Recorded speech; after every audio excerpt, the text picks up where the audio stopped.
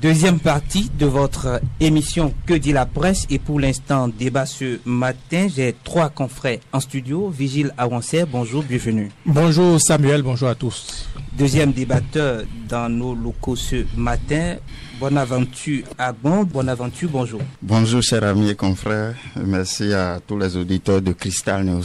Merci d'avoir fait le déplacement. Je rappelle que vous êtes le directeur de publication du quotidien Bénin Intelligent. C'est bien ça. Troisième débatteur, il est habitué de ce studio, Charles Ronvaux. Il est journaliste à la radio scolaire et éducative. Charles Ronvaux, bonjour. Bonjour à vous Samuel, bonjour à tous ceux qui nous écoutent. On apprend sur le site d'information Banouto ce matin, tension Bénin-Niger, Cotonou bloque l'embarquement du pétrole nigérien à Semen. Pour dire Vigile Awansé, la tension continue entre le Bénin et le Niger, est-on tenté de dire? La tension continue, vous avez raison, mais on est un peu surpris. En tout cas, moi, personnellement, j'ai été beaucoup surpris par cette information-là, qui émane d'abord de RFI, de la Radio France Internationale. Surpris parce que malgré la crise qu'on connaissait entre les deux États, côté pétrole, il avait quand même certaines ententes. Négociations s'étaient menées juste là correctement, même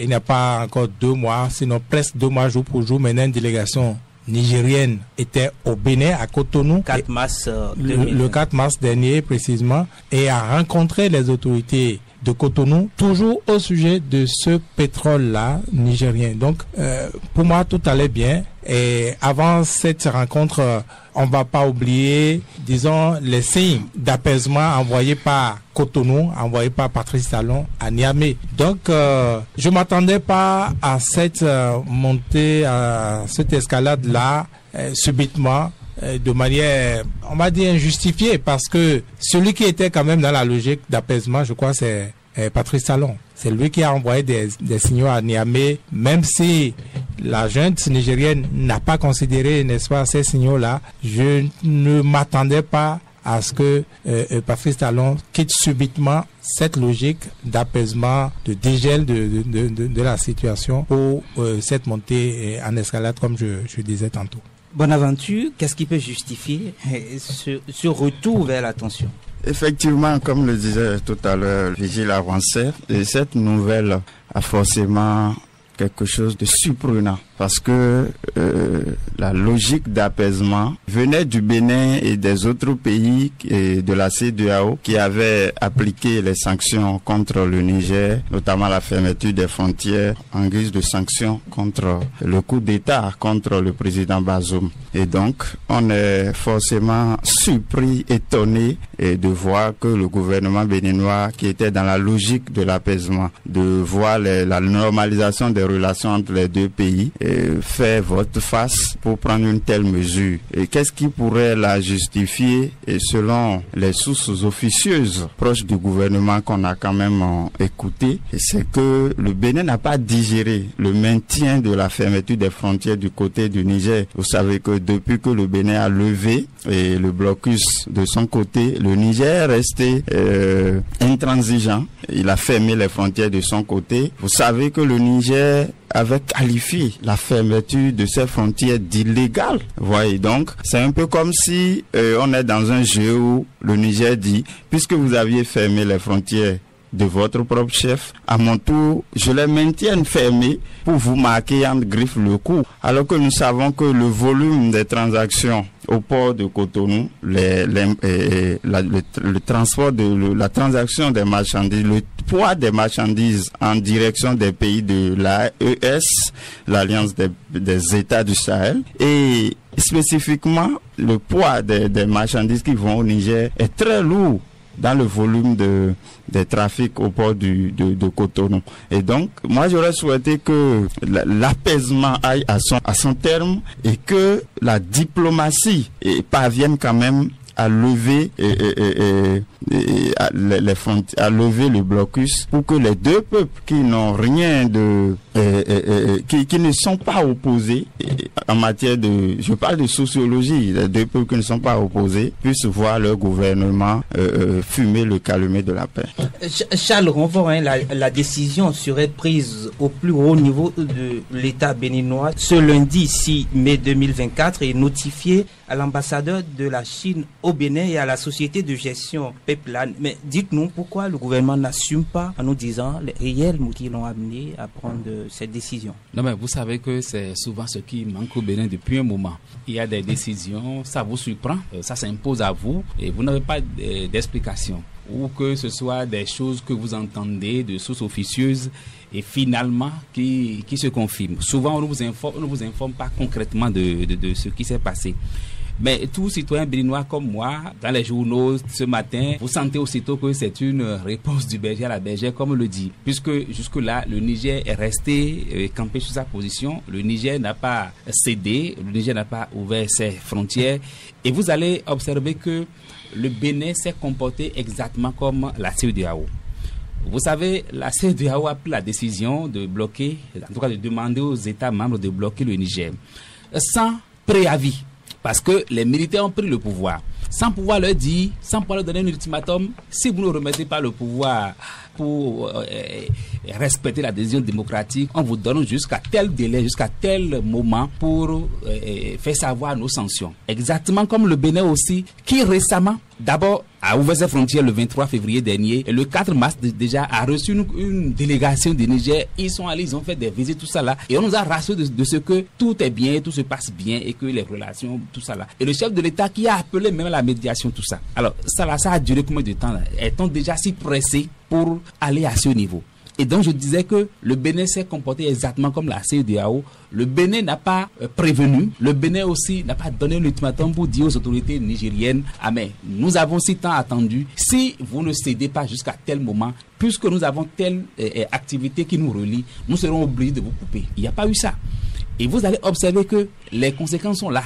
Inutile de rappeler les conséquences de la CEDEAO. Vous savez, on a quand même des gens dans le transport entre pays, tout ça là. Mais le cas actuel, on a attendu que depuis le Niger, les gens pompent le pétrole d'abord. Et il fallait charger maintenant les navires depuis ses mains. Et c'est à ce niveau-là qu'on sort la décision. Ça veut dire que il y a une volonté manifeste de faire mal à son prochain. Dans ces conditions, est-ce que la médiation va vite aboutir ou finalement qui va jouer la médiation? Je pense que ça risque de durer plus que nous le recherchions. Vigile Awansé, est-ce que c'est plausible cette thèse qu'avancent vos deux confrères sur le terrain? On veut marquer le coup également au Niger.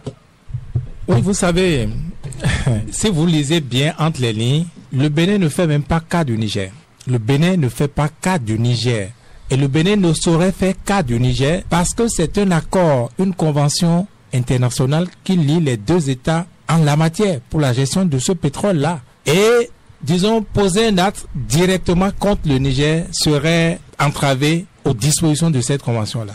Et c'est pourquoi le Bénin essaie de contourner, n'est-ce pas, en disant, moi je ne connais pas le Niger, ou de moi je connais le Niger, je ne parle pas du Niger, je parle à ceux qui viennent chercher le pétrole. Je parle aux Chinois. Je m'adresse aux Chinois. Tant que la frontière avec le Niger reste fermée, eh bien, je ne veux pas de bateaux dans les eaux du Bénin, des bateaux qui vont mouiller au large du Bénin venant chercher le pétrole du Niger. Je n'en veux pas. Donc moi, je m'adresse d'abord aux Chinois, aux constructeurs, aux gestionnaires, n'est-ce pas? Le lien est vraiment établi entre la fermeture maintenue de la frontière du côté du Niger et ce qui nous est arrivé hier. Mais la première conséquence, ceux qui subissent ça d'abord, ceux qui vont considérer ça comme une offense, c'est d'abord le Niger. Donc le Bénin a posé un acte. Et quand on dit le Bénin, c'est un grand mot. C'est Patrice Talon. Même RFI dit les autorités au plus haut niveau. Dites-moi, fermez les yeux et dites-moi ici au Bénin, une seule seconde, quel ministre des mines, du commerce, celui du développement. Mettons, parce que c'est le plus gradé après de la coordination du gouvernement. Fermez les yeux, dites-moi si il peut arriver une seconde à Blaise Tchane d'avoir le courage de dire bon, voilà, je fais ça. il peut même pas lui arriver l'idée de proposer ça, je vous dis. Je dis, il peut même pas lui arriver, ça peut même pas lui effleurer l'esprit de cela. Donc c'est au plus haut niveau dont on parle là, c'est une manière diplomatique de parler. Patrice Talon qui a pris sa décision. Pourquoi on ne veut pas assumer? Pourquoi on ne veut pas assumer? Parce que ça aura forcément des conséquences. Hein. Non, je pense que la décision est assumée. On ne peut pas dire que la décision là n'est pas assumée parce qu'on sait RFI n'est pas une autorité. Non, quand RFI dit que la décision a été prise au plus haut sommet de l'État, nous savons tous ce qui représente ce sommet-là. C'est le gouvernement. Là-dessus, je pense que on sait qui a pris la décision. Tout au moins, on sait que c'est le gouvernement qui a pris la décision. C'est pas les Tokpa, c'est pas les émigrants qui peuvent prendre une telle décision. C'est le gouvernement.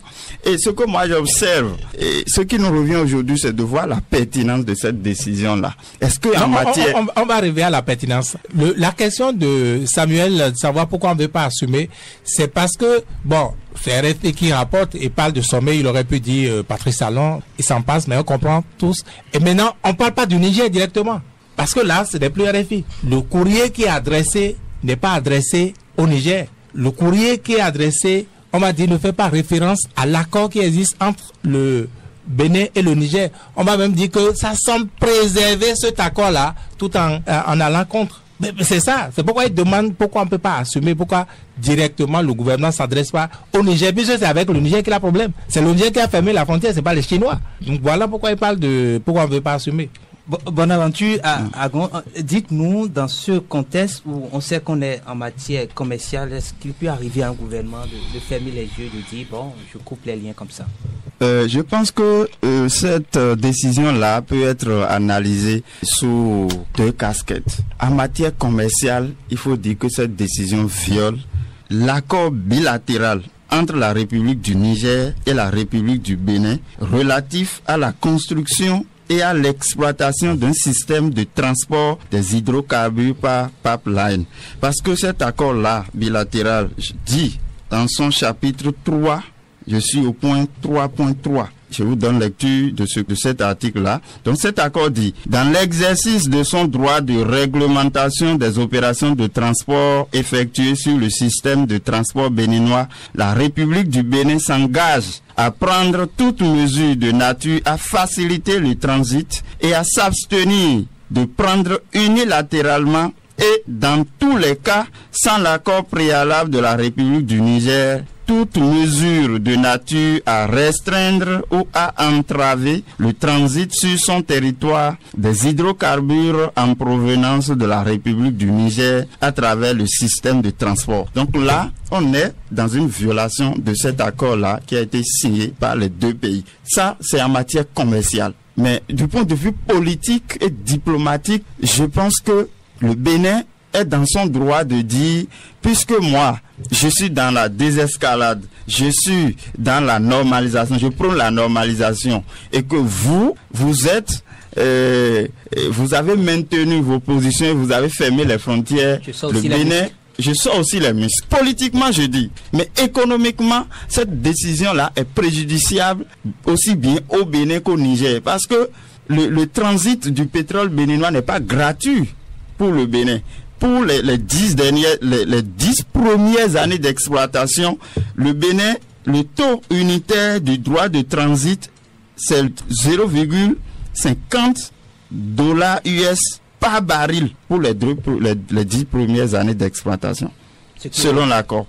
Oui, que le Bénin va percevoir. Et c'est des emplois que cette infrastructure génère également. Est-ce que c'est normal, hein, quand on voit ce que ça va générer pour le Bénin, pour régler une question politique, on oublie cet accord commercial? Est-ce que c'est normal? Non, je pense que les deux raisons, commerciales et politiques, il revient au gouvernement béninois de voir de quel côté la balance pèse le plus. Et s'il faut y répondre, je constate que le gouvernement a préféré ne pas laisser sa crédibilité à terre plutôt que de préférer de garder des raisons économiques.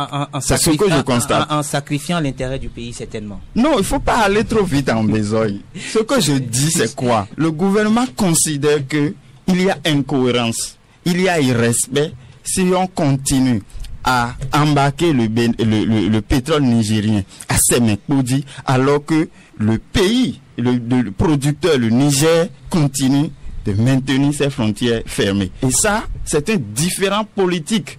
Et le gouvernement a choisi de régler cela en sacrifiant des intérêts économiques. C'est une question de choix qu'il faut assumer. Charles, on voit ce choix, ça répond un peu à la personnalité de Patrice Talon. Je dis une fois encore que si vous observez les décisions qui sont prises au niveau de la justice, que ce soit au Bénin comme à l'international, et qui touchent le Bénin, c'est lorsque ça nous arrange qu'on respecte ces décisions-là, que l'on se plie à ces décisions-là. Il y a déjà assez de décisions qui ont été prises dans ce pays, même par rapport aux individus et à l'international. C'est assez d'institutions quand même, assez de structures internationales qui ont pris plusieurs décisions qu'on a notifiées au Bénin, mais que nous n'avons jamais respectées. Vous voyez un peu la consigne, sinon les déclarations de choses là, les recommandations. On dit que le Bénin ne doit pas prendre une décision unilatérale en ce qui concerne ce projet-là. Mais voilà ce qui se passe. C'est-à-dire que les autorités béninoises n'avaient pas lu cette déclaration, cette décision-là en son temps.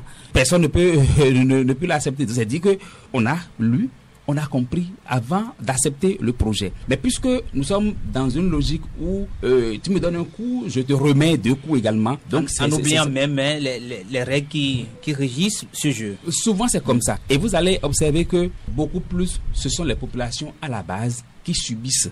Voyez, je dis, il y a des décisions qui ont été prises et vous allez voir que depuis quelques années où on parle de cherté de la vie, tout ça là, il y a des décisions qu'on a prises hier et qui impactent, qui compliquent l'existence aux citoyens béninois aujourd'hui. Je ne veux pas citer de nom, mais les Béninois qui nous écoutent sont conscients de ce que c'est à cause de telle décision que tel produit, que tel denrée coûte cher aujourd'hui au Bénin. Malheureusement, voilà encore un nouveau cas qui quand même soulageait quand même, parce que c'est des gens qui travaillent là, ils ont des bouches à nourrir, c'est des gens qui ont peut-être trouvé leur premier emploi, mais avec cette décision-là, c'est entre griffes saccagées, parce que on ne sait pas à quel moment maintenant il y aura dénouement. Et je trouve une fois encore que c'est un peu difficile parce que c'était déjà un projet qui existait entre les deux pays avant que la crise politique ne survienne. Alors, s'il faut, à cause d'une crise politique, couper toutes les relations et surtout commerciales entre des pays qui ont même des relations séculaires, je trouve que c'est les citoyens d'abord à la base qui vont en souffrir. Malheureusement, on est allé, on verra bien qui va nous amener à la médiation, qui va rassembler encore les deux États maintenant là. Est-ce que c'est la CEDEAO? On verra bien. Vigile avancé, est-ce que cette décision ne ressemble pas à ce qui arrive à nos opérateurs économiques béninois quand ils ne s'entendent pas avec le pouvoir?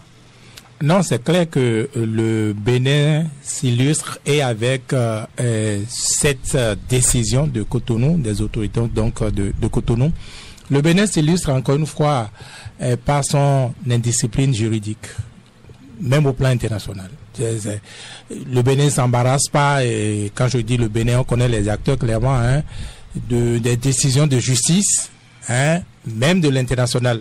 La justice au Bénin, la justice au plan national, elle est déjà réglée, tout le monde sait. Elle est réglée, mais au plan international, le Bénin s'est illustré encore une fois. Le Bénin s'est retiré donc d'Arusha, de la Cour africaine. En tout cas, les citoyens ne peuvent plus la saisir et puis avoir justice, obtenir justice comme hier. Vous n'êtes pas sans savoir que c'est la même chose avec la Cour de la CEDEAO. Quand on revient aux décisions elles-mêmes, les décisions prises, vous avez la plus récente, celle concernant Ricky Amadougou, même si ce n'est pas une décision de justice, c'est quand même une instance internationale qui parle elle s'impose comme une décision de justice, mais le Bénin n'a que faire de cela. Et je peux multiplier des exemples. Donc aujourd'hui également, on est exactement dans le même cas. On a une convention qui relie les deux pays en matière de gestion donc de ce pétrole-là. Les dispositions, Bonaventure vient de lire là, celle que le Bénin a clairement violée. Et le Bénin fait semblant de dire non, moi je ne m'occupe pas de ça, je m'adresse aux Chinois. Je m'adresse aux Chinois, mais tout le monde sait que la conséquence de ça, eh bien, c'est le Niger qui en pâtit. Et on sait également que, eh bien, ceux qui vont agir, ce n'est pas la Chine. C'est pas la Chine, c'est d'abord, n'est-ce pas, Niamey qui va ouvrir ses frontières avec le Bénin. Je crois que, comme vous avez demandé à Charles, c'est le tempérament.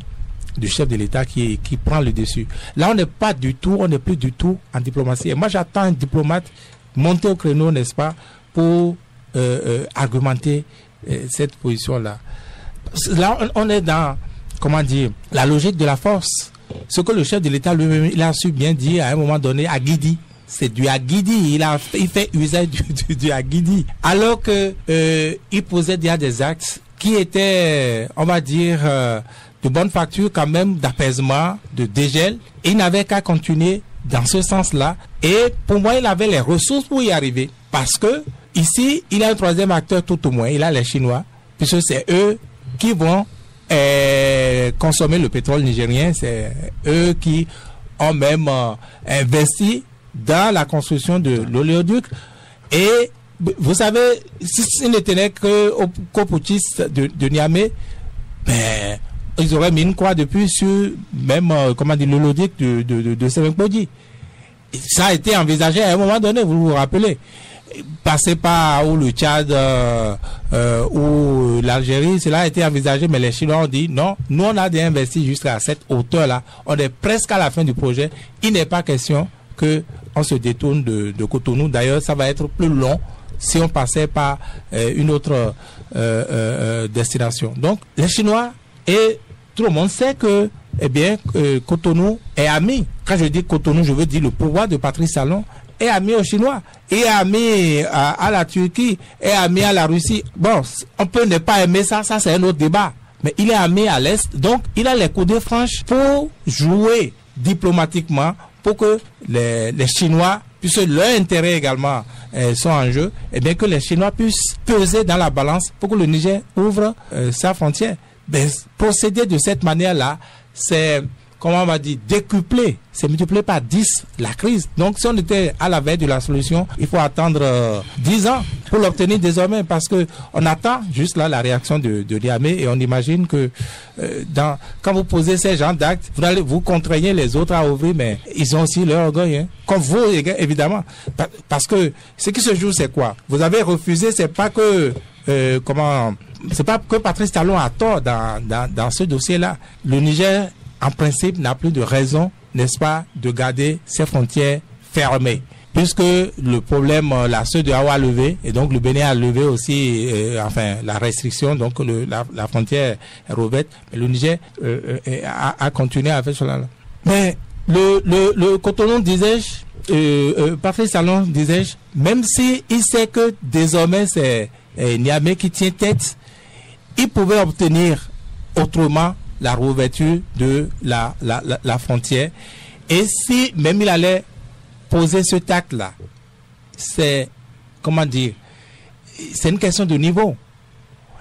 Il aurait pu mettre ça dans la balance depuis, même sans médiatiser, hein, sans qu'on l'ait su. Il aurait pu mettre ça dans la balance en discutant toujours avec les Nigériens, non, les Chinois d'abord, et les putschistes, si vous voulez, parce que ils ont quand même envoyé des autorités nigériennes ici en mars dernier, pour les derniers, et discuter avec les autorités d'ici. Donc, le pont n'était pas complètement rompu.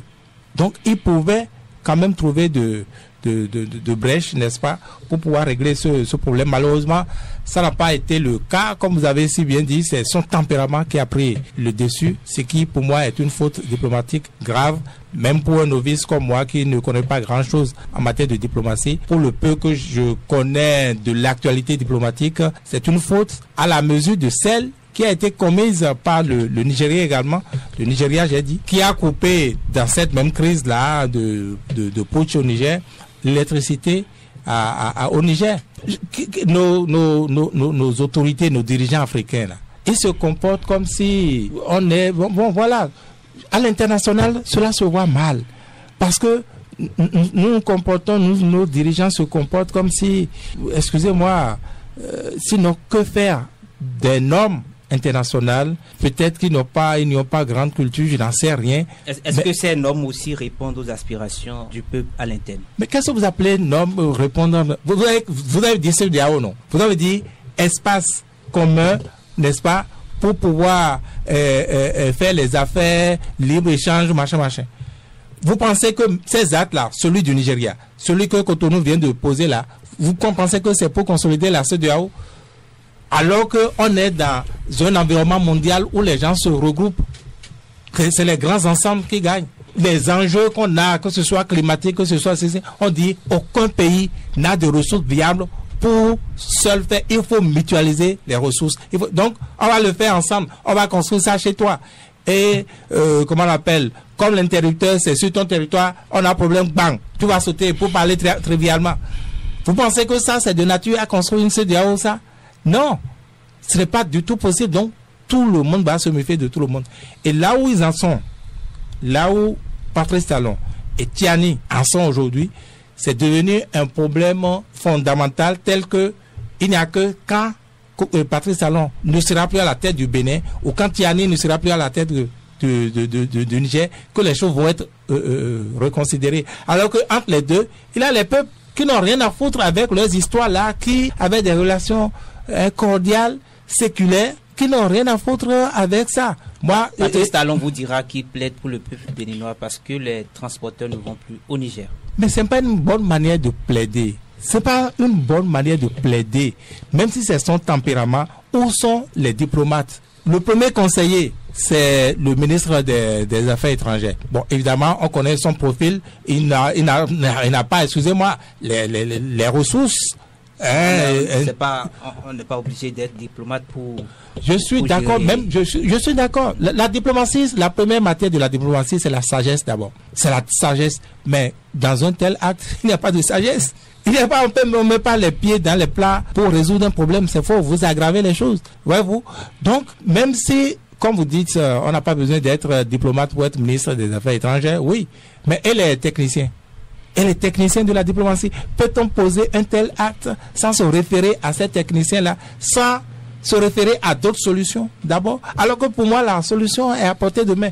Vous pensez que Niamey, que le Niger est content de fermer ses frontières avec le Bénin? Vous pensez qu'il n'en pâtit pas? Non. Vous pensez que le Niger n'en pâtit pas? Que les populations du Niger ne pâtissent pas de la fermeture des frontières? C'est faux, complètement faux. Complètement faux. Et puis, même si Patrice Talon veut punir le Niger, il a d'autres possibilités. Regardez, on parle de la cherté de maïs et ils sont montés au créneau pour nous dire que c'est parce que le maïs continue d'aller au Niger via le fleuve. Pour contrôler le fleuve. Pour contrôler le fleuve, on a besoin de combien de choses? Et puis nous, on va manger rassasié au Bénin. Ouais, il a tellement de choses qui puissent être faites que de poser ces genres d'actes qui n'ont pas d'autres qualificatifs que belliqueux.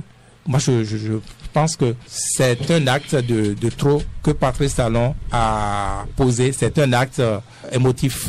C'est un acte émotif, simplement. Bonaventure Agbon, dites-nous, ce veto sur le prélèvement des navires, quelles sont ses implications sur le plan diplomatique? Outre le cas du Niger, oui, comme on a commencé déjà par le relever, et cette mesure vient renforcer déjà le bras de fer qui existait entre les deux pays depuis les sanctions de la CEDEAO pour obliger les militaires à retourner dans leur base.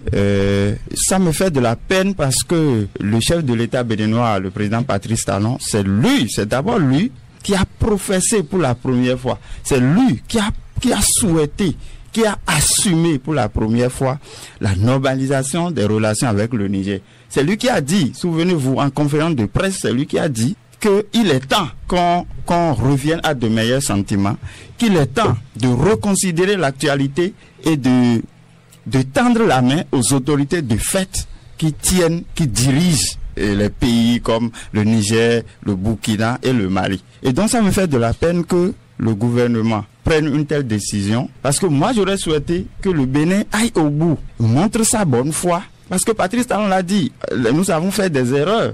Aujourd'hui, il n'y a pas de honte à revenir à de meilleurs sentiments et à tendre la main à nos frères et sœurs du Sahel. Vous voyez? Donc, moi, en conférence de presse, lorsque moi j'ai vu le chef de l'État tenir un tel discours, j'étais fier d'être béninois parce que je me suis dit, voilà, il est temps de reconsidérer les choses, l'évolution de l'actualité et de normaliser.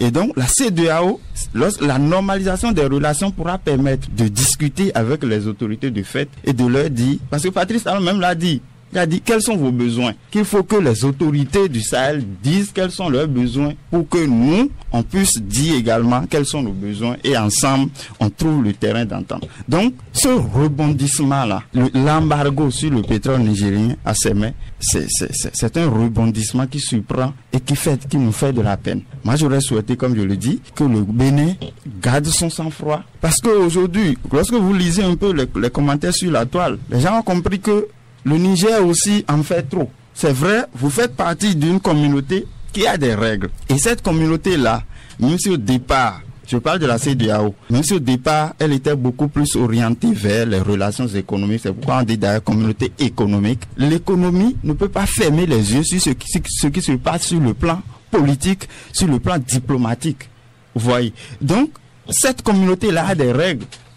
Et toute communauté qui n'est pas assise sur des règles court la déchéance. Et donc, lorsqu'on vous a sanctionné, il y a un moment donné, on a dit, on lève les sanctions. C'est vrai, les torts que vous avez subis, ça devrait relever de l'histoire. Il est temps que vous aussi, vous reveniez à de bons sentiments pour qu'on redéfinisse de nouvelles bases. Mais le Bénin a rouvert les frontières de son côté et depuis ce temps, le Niger est resté campé sur sa position alors que nous sommes dans un contexte où nous sommes interdépendants. Le Niger a besoin du Bénin et le Bénin a besoin également du Niger. Donc, la position du Niger donne l'impression que le Niger n'a plus jamais besoin du Bénin. Ce qui est faux. Cette tension-là, actuellement, fait plus mal au Niger qu'au Bénin.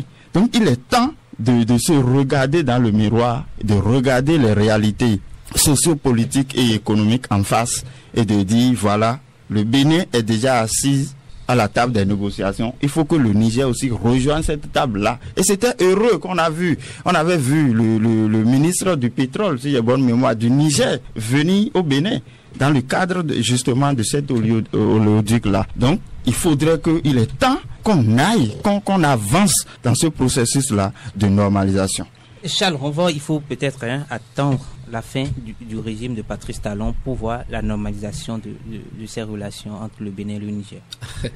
C'est un peu, ça donne un peu à rire, ça donne vraiment à rire parce que voilà une décision. Mais je suis quand même tenté de vous croire. Pourquoi? Parce que connaissant un peu le passé que nous avons eu en ce qui concerne des décisions liées à la justice, le Bénin qui ne respecte pas les décisions. C'est souvent comme ça. On est vraiment tenté de croire. Et surtout que dans le cas d'espèce, le cas de ce projet, où je reviens une fois encore sur les consignes, les conclusions de cet accord-là. Mais si la Chine, par exemple, se lève aujourd'hui et dit, voilà, le Bénin a violé notre convention et puis on a signé le Bénin en justice. C'est-à-dire que le Bénin va payer. Mais si le Bénin va payer, on ne payera pas de la poche du chef de l'État. Ça revient à dire que c'est le contribuable béninois qui va encore payer de ses poches, qu'on le veuille ou pas. Voyez.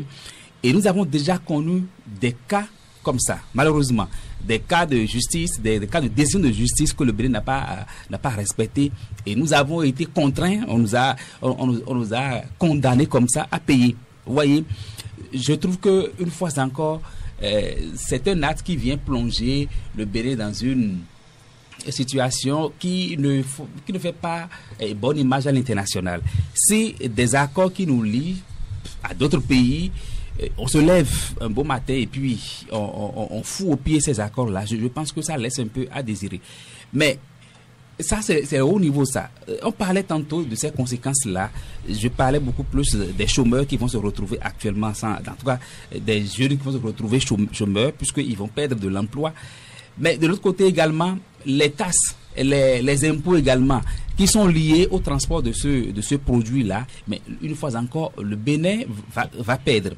Et quand nous allons perdre, quand nous serons obligés de payer, c'est la vie qui deviendra de plus en plus chère. On va nous dire que oui, c'est peut-être nous qui ne travaillons pas. Si je parle par exemple du maïs, oui, c'est parce que les frontières sont ouvertes de l'autre côté ou bien on a trouvé des voies parallèles pour faire passer le maïs, tout ça. Si bien que on oublie parfois les décisions que nous prenons au sommet et qui font rejaillir le tort sur le bas peuple. Malheureusement, c'est comme ça. Mais vous savez, de l'autre côté également, il faut voir, est-ce que peut-être la décision là n'émane pas, comme on le dit chez nous, d'une main invisible? Parce que vous savez très bien que le Bénin, sinon le Niger, j'allais dire, le Niger fait la chasse tout simplement à la France, aux États-Unis également. Et vous connaissez la position du Bénin par rapport à la France. Vous connaissez la position du Niger par rapport à d'autres puissances. Est-ce que de l'autre côté, il n'y a pas quelque chose, il n'y a pas une main qui agite et qui demande peut-être de les asphyxier au point où ils reviennent sur leur décision? C'est une question que je me pose. Je n'ai pas de précision, mais lorsque vous observez un peu l'actualité au plan international, vous êtes tenté de croire à ces choses-là. Malheureusement, nous, on se met dedans et puis on parle des décisions dont les conséquences seront très très fâcheuses pour le Bénin. On verra une fois encore la suite. Vigile, avancez à quand finalement la normalisation des relations entre ces deux pays selon vous? Moi, je vais d'abord rebondir sur la fin de l'intervention de Charles pour dire que oui, moi non plus, je n'ai pas d'éléments pour dire que celui qui a pu conseiller, n'est-ce pas, à Patrice Talon, cette décision-là, c'est ou la France ou les États-Unis. Mais dans l'un ou l'autre des cas, eh bien, les États-Unis et la France ne sont pas en dehors de ce qui s'est passé. Et je vais m'expliquer. Niamey refuse d'ouvrir ses frontières avec le Bénin. Pourquoi? Eh bien, la principale raison, c'est parce qu'ils estiment, c'est pas par vengeance, c'est pas parce que, bon, le Bénin a fait maintenant, nous on garde, comme les gens le disent trivialement là. Non. Les autorités du Niamey disent que, eh bien, il y a des bases militaires, des soldats, en tout cas, français ou américains ou d'autres nationalités, qui sont implantés sur le sol du Bénin, notamment, tout à côté d'eux, à Kandi, à Malanvi et ailleurs. Et que tant que ces soldats étrangers vont être sur le sol béninois, que eux, ils vont pas rouvrir. La preuve, vous vous rappelez, pour faire déménager les forces françaises, n'est-ce pas, pour faire déménager les forces françaises de Niamey, eh bien, Cotonou, du moins les putschistes ont exigé, n'est-ce pas, que ces gens-là n'empruntent pas le port de Cotonou, qui est le port le plus immédiat, qui aurait dû être le port de transit pour déménager et soldats et clics. Mais ça a été finalement une entente pour passer par N'Djamena, pour passer par le Tchad, qui est beaucoup plus long, plus fastidieux.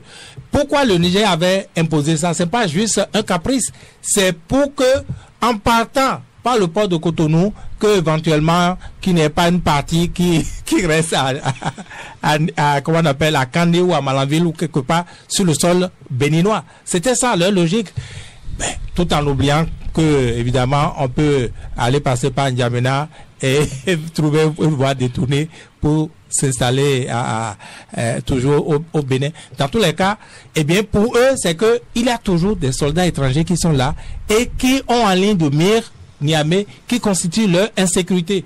Quand on a invoqué, un pays a invoqué la raison d'insécurité, vous pensez que c'est capricieux? Non, c'est pas capricieux. Est-ce que vous pensez que le Niger est en droit de dicter au Bénin ce qu'il doit faire en matière de coopération bilatérale? Parce que moi je dis, personnellement je suis contre l'installation de bases militaires françaises, chinoises, américaines ou russes en Afrique. Parce que eux, en retour, ils n'acceptent pas qu'il y ait des bases béninoises, ivoiriennes, sénégalaises chez eux. Donc personnellement, je suis contre.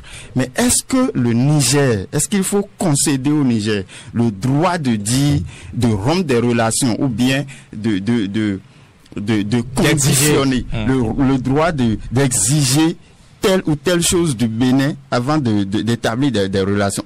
Le Niger est en droit, le Niger en tant que pays souverain est en droit de dire, moi je n'accepte pas des militaires français, américains chez moi. C'est de son droit et c'est de sa souveraineté qu'il s'agit. Mais en retour, il revient aussi également au Bénin, pays souverain, de décider de ce qui est bon pour lui.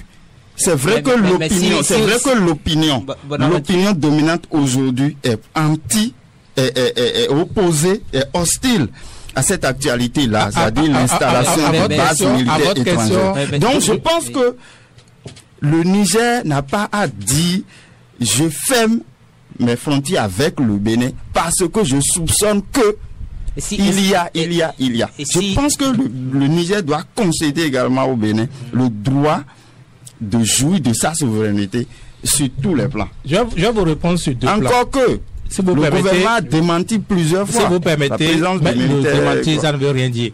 Je vais vous répondre sur deux plans. D'accord? D'abord, dans les relations internationales, vous ne pouvez pas dire je suis mon pays, je suis sur mon territoire, tout ce que je fais m'engage. C'est faux. Ça ne se fait pas de cette manière. Si vous suivez l'actualité à l'international, c'est comme ça. Pourquoi comment on appelle? Pourquoi la Russie refuse à l'Ukraine que l'Ukraine, ce pays indépendant, souverain, intègre l'OTAN? Pourquoi? C'est pour sa sécurité. Ou bien vous ne savez pas. C'est pour sa sécurité. Et c'est comme ça. Vous ne pouvez pas avoir des activités, disons, de nature héberger un ennemi à côté. Un ennemi, ou même des activités au plan écologique, au plan environnemental, simplement, qui vont nuire aux voisins, même chez vous. C'est pas parce que c'est votre maison que vous êtes à même de faire du bruit, jouer de la musique, alors que vous dérangez le voisin. Il va vous appeler la police. C'est comme ça aussi les relations internationales. C'est pas parce que c'est votre maison que votre WC peut être sale, dégager, excusez-moi, des odeurs nauséabondes. Je voudrais qu'on ne passe pas de la confusion. Non, s'il vous plaît, je n'ai pas fini. Le Niger abrite quand même une base aérienne américaine, mais le Bénin n'en a pas. J'en viens maintenant. Rompu ses relations avec le Niger. Très bien. Je dis personnellement, je suis contre l'installation de bases militaires étrangères. Est-ce que vous me permettez de on va suivre. Il faudrait quand même qu'on se respecte mutuellement. Le deuxième aspect, l'aspect que vous abordez là, l'aspect sécurité. N'oubliez pas le contexte. Le Niger hier n'exigeait pas ça, ne demandait pas quelle coopération le Bénin a en matière militaire avec la France ou les États-Unis. N'oubliez pas d'où on est parti. Après le putsch, c'est Patrice Talon le premier qui a dit si vous ne vous exécutez, si vous ne dégagez pas, nous on va vous dégager avec la force. Et depuis, le Niger est frileux, notamment la junte est frileuse en disant, même quand la CEDEAO a renoncé à son projet d'envahir Niamey, n'est-ce pas? Mais les gars n'ont jamais été tranquilles. Les gars n'ont jamais été tranquilles, vous n'allez pas me dire le contraire. Et c'est l'expression de ça que vous voyez. Et ils disent, je viens de vous conter que le déménagement simple, ils ont dit que ça ne passe pas par le port de Cotonou. Vous pensez que c'est anodin? Ils n'ont jamais été sereins. Et ils ne sont pas sereins, ils ne peuvent être sereins. C'est à vous d'apporter les garanties. C'est à vous. Les garanties, c'est quoi? Mais les garanties, c'est la discussion. Quelle que soit l'issue, puisque vous me demandez où est-ce que ça, c'est la discussion encore une fois. C'est le dialogue. C'est le dialogue. Et quand on est là, dans la logique de dialogue, on ne pose pas ces actes. Parce qu'en posant l'acte que Cotonou a posé ainsi, cela remet en cause la sincérité de ce qui était dit, les actes que nous étions en train de gober, ce que vous avez su à la conférence de presse dont vous parliez là, que le chef de l'État... oui. Parce que vous gobez ça, parce que c'est pas sa nature. C'est pas sa nature de s'exprimer ainsi, de dire, bon, je ramène la balle à terre, qu'est-ce que vous avez, de quoi vous avez besoin, Niamey, dites-nous, on va régler ça. C'est ça. Et justement, Niamey a en droit de se poser la question de savoir, ce type-là, il n'est pas comme ça. Et aujourd'hui, ce acte-là prouve que, eh bien, effectivement, c'est eux qui avaient raison d'être prudents.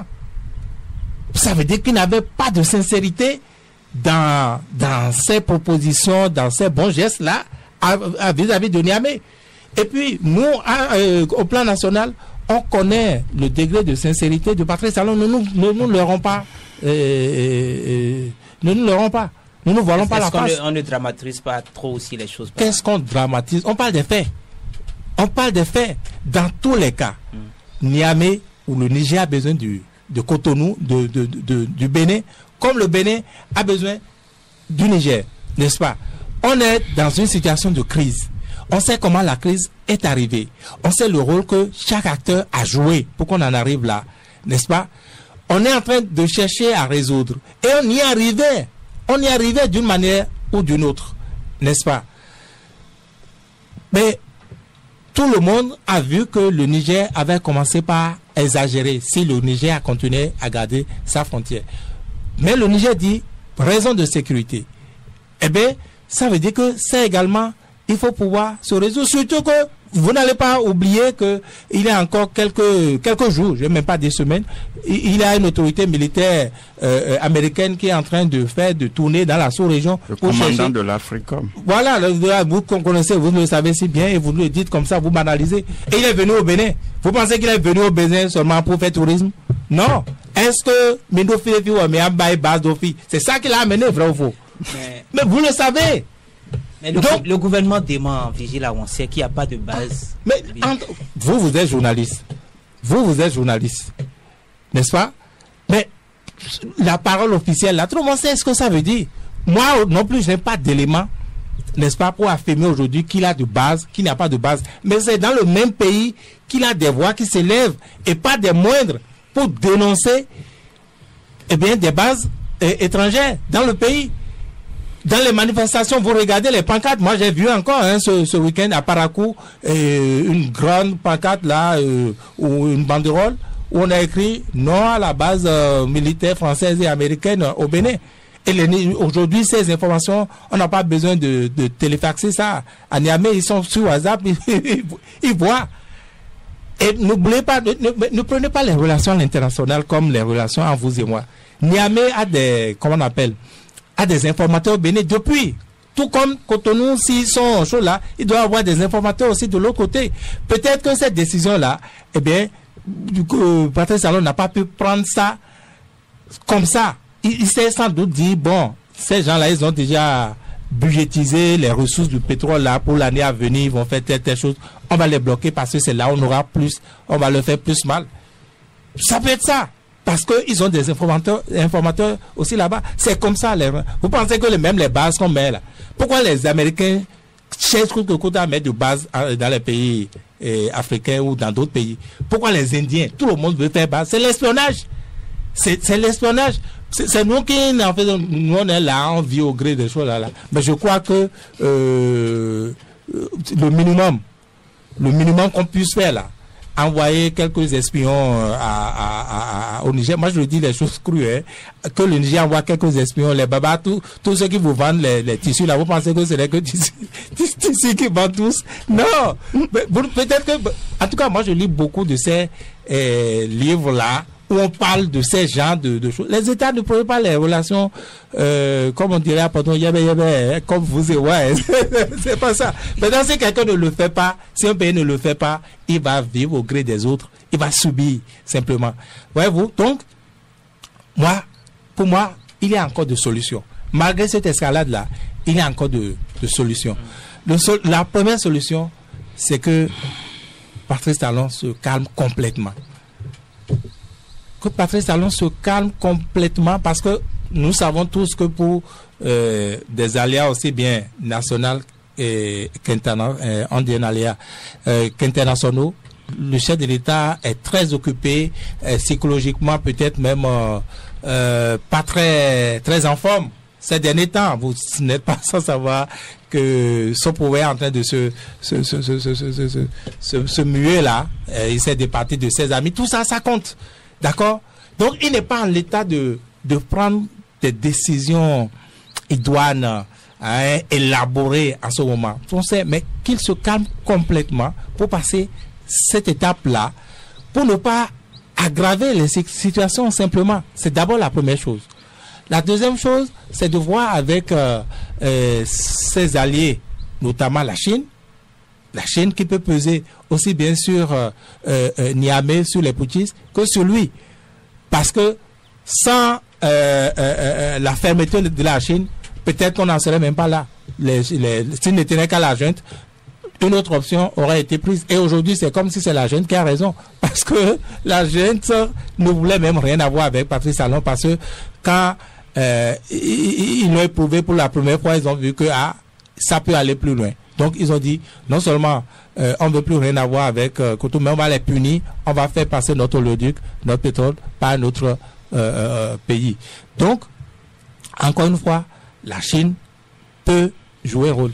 Et puis, n'oubliez pas, on parle du Niger, vous ne savez pas comment les Chinois peuvent prendre aussi ces décisions. Ça nous échappe. Vous pensez qu'ils vont être contents qu'eux n'avaient pas de projet également sur le pétrole nigérien? Ah, mais bien sûr, c'est inattendu pour eux également.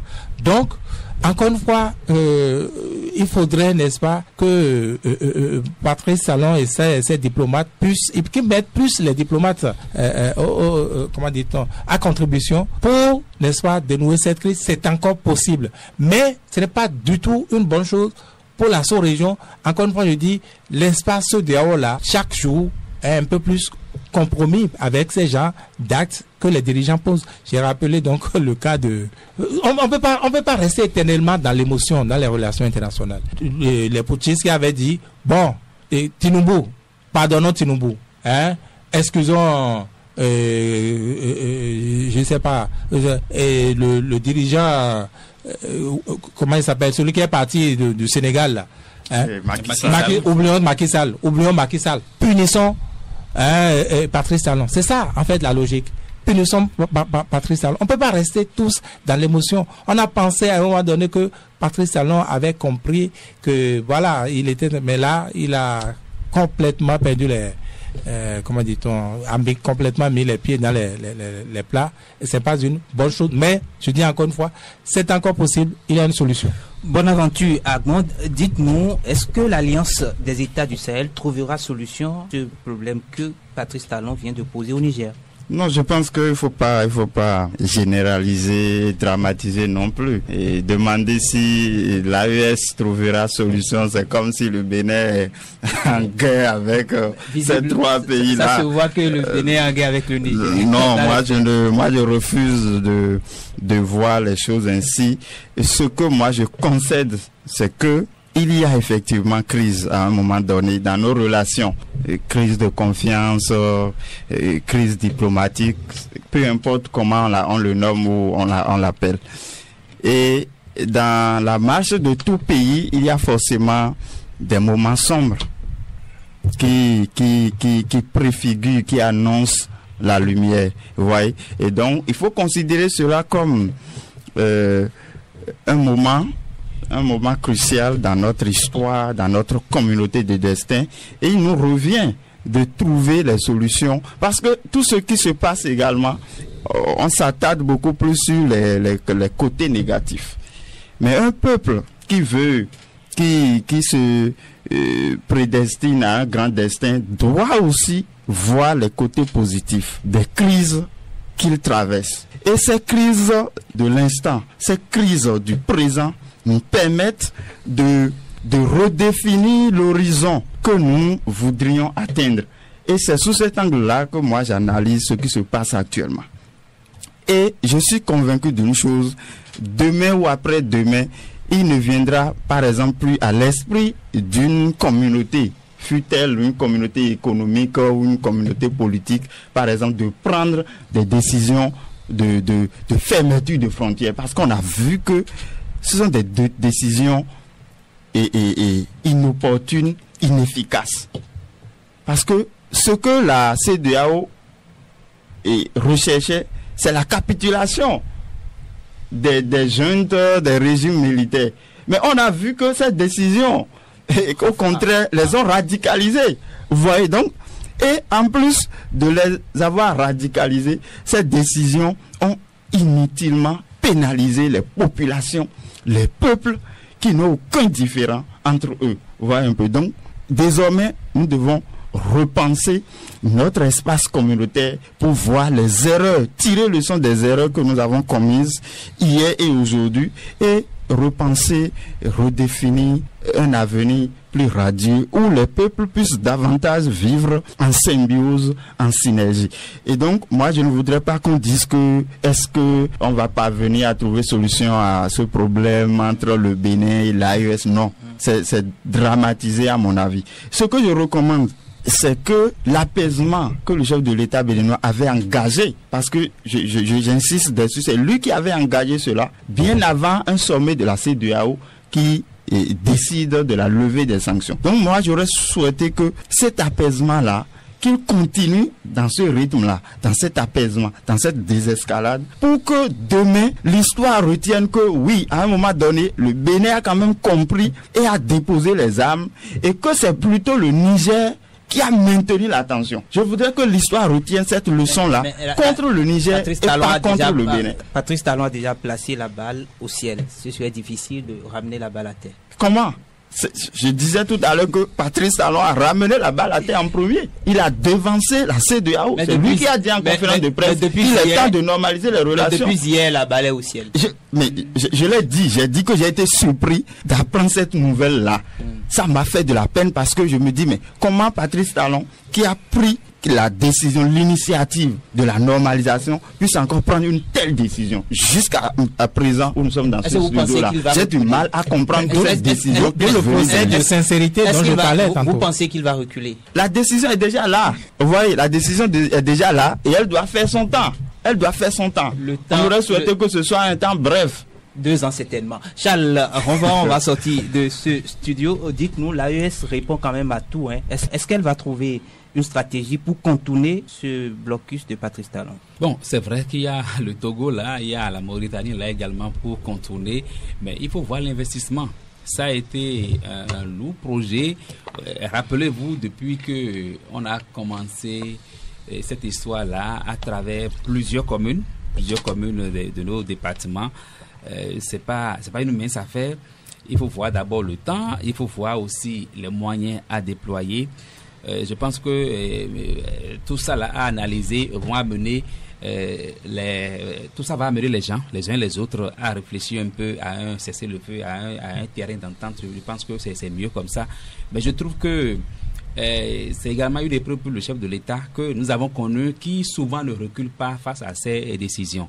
Est-ce que pour la toute première fois au moins, le chef de l'État va revenir sur cette décision? Bon, peut-être que cette fois, puisque c'est à l'international, il va faire l'exception à la règle qui lui est connue. On aura le temps de voir. Mais si c'est lui-même qui doit entamer une fois encore la médiation, je doute que cela puisse vite aboutir. Peut-être que d'autres personnes, des voix désormais plus autorisées, vont rentrer dans la danse pour chercher à concilier les deux nations. On ne peut que souhaiter cela. L'essentiel est qu'on aille vite aux négociations qui vont aboutir quand même à un apaisement entre les deux pays, parce qu'une fois encore, c'est le peuple à la base qui subit les sévices, qui subit les atrocités liées à ces décisions-là qui sont prises. Vivement que la paix, sinon la quiétude quand même revienne aussitôt entre ces deux pays-là. Vigile Avancé, même question pour vous. Avec les putschistes, on sait qu'ils ont une mentalité militaire qui anticipe presque sur tout. Oui, justement, moi je vais m'adresser à la junte nigérienne, aux autorités de Niamey. Je crois qu'il est temps d'aller à la désescalade. Il est temps d'aller à la désescalade parce que si Patrice Talon est arrivé à aller à cette décision-là, ce n'est pas parce que eux ils ont été des anges non plus, n'est-ce pas? Donc, ils sont tout autant condamnables. Oui, mais parce que les faits parlent d'eux-mêmes, n'est-ce pas? Même si la raison qu'ils évoquent, celle de la sécurité, n'est pas du tout à banaliser, il avait mieux à faire. Et puis, dans tous les cas, puisque les affaires marchaient au plan économique, ça marchait, ne sachant pas que Cotonou les attendait, n'est-ce pas, à ce carrefour-là. Moi, je m'adresserai aux Nigériens, notamment aux autorités de Niamey, en leur demandant également, comme j'avais commencé à le dire, de ramener la balle à terre complètement et de voir dans quelle mesure leur sécurité est assurée. Au moins, ceci fera en sorte que Cotonou, même si une partie de son opinion est opposée, n'est-ce pas, à l'installation de bases étrangères ici, disons, l'atmosphère au Bénin aujourd'hui est telle que le gouvernement, avec à sa tête son patron, ne passe même pas par le Parlement pour demander quelque chose, ne demande pas l'avis des Béninois. Donc, si aujourd'hui, Patrice Talon veut qu'une base française soit installée au Bénin, vous allez souffrir, mais vous ne pouvez rien faire. Du moins, c'est ce qu'on croyait juste là. Donc, c'est pareil pour les Américains. Mais aujourd'hui, avec cet acte, si Niamey collabore, je crois que c'est ce que Patrice Talon veut aussi, que Niamey finisse par collaborer et que ce problème-là soit résolu et que la vie continue. Même à travers cet acte qu'il vient de poser, je pense que c'est ce qu'il souhaite. Donc, qu'ils aillent vraiment, que les deux aillent vraiment à la solution et que, les deux peuples puissent se retrouver. Le problème est d'autant plus complexe que le Bénin n'a pas de frontière terrestre avec le Niger. Le Nigeria, il ne pouvait pas faire autrement parce que même s'ils avaient gardé les frontières fermées, dans tous les cas, les frontières n'étaient pas vraiment fermées comme... Les frontières sont poreuses. Oui, les frontières sont poreuses comme la plupart de nos pays africains. Donc, pour le Bénin, c'est plus facile à contrôler puisque c'est un cours d'eau, tout le reste. Dans tous les cas, cette situation ne les arrange pas. Les deux, ni le Niger, ni le Bénin. Il faut vraiment vite aller à la solution.